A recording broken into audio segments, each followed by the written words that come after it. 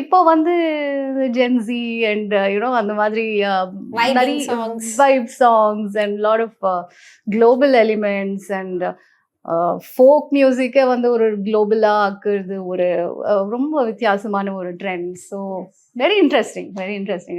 My full journey has been very Yeah, interesting. right. Because நீங்க சொன்ன மாதிரி தான் எம்எஸ்வி சார்ல இருந்து ஆரம்பிச்சு இப்போ இருக்க டேரக்டர்ஸ் வரைக்கும் நீங்க ஒர்க் பண்றீங்கன்னா அதுலயும் நீங்க நிறைய எவாலுவேஷன் தாண்டி தான் வந்திருப்பீங்க இல்லையா? So what is the difference அந்த ஏராக்கும் இந்த ஏராக்கும்? மெயின்லி வந்து அப்போ வந்து நாங்க வந்து ரொம்ப பயங்கரமா பவ்யமா இருப்போம் டு த கம்போசர் அண்ட்